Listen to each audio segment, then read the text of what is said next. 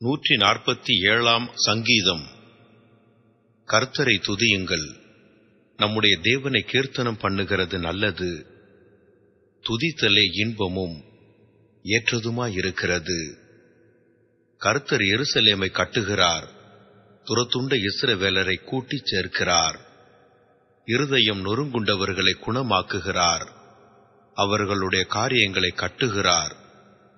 அவர் நட்சத்திரங்களின் இலக்கத்தை எண்ணி அவைகளுக்கெல்லாம் பேரிட்டு அழைக்கிறார்.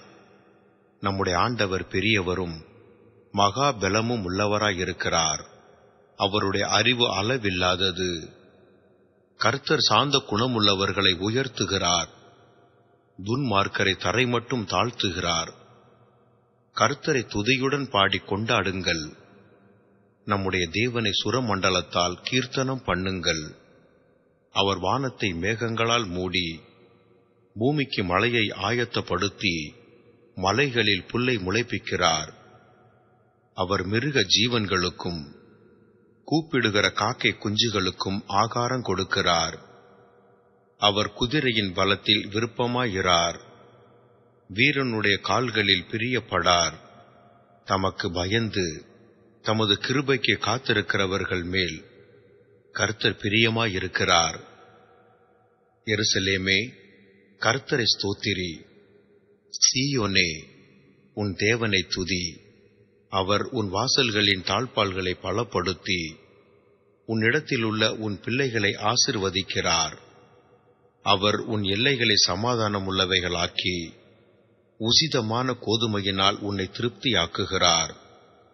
அவர் தமது வார்த்தையை பூமியிலே அனுப்புகிறார். அவருடைய சொல் மகா தீவிரமாய் செல்லுகிறது. பஞ்சை போல் உறைந்த மழையை தருகிறார், சாம்பலைப் போல உறைந்த பனியை தூவுகிறார். அவர் தமது கண்மழையை துணிக்கைகளாக அனுப்புகிறார். அவருடைய குளிருக்கு முன்பாக நிற்பவன் யார்?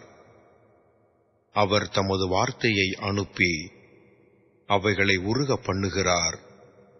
தமது காற்றை வீசும்படி செய்ய தண்ணீர்கள் ஓடும். யாக்கோபுக்கு தம்முடைய வசனங்களையும் இஸ்ரவேலுக்கு தமது பிரமாணங்களையும் தமது நியாயங்களையும் அறிவிக்கிறார். அவர் வேறே எந்த ஜாதிக்கும் இப்படி செய்ததில்லை. அவருடைய நியாயங்களை அறியாமற் போகிறார்கள். அல்லேலுயா.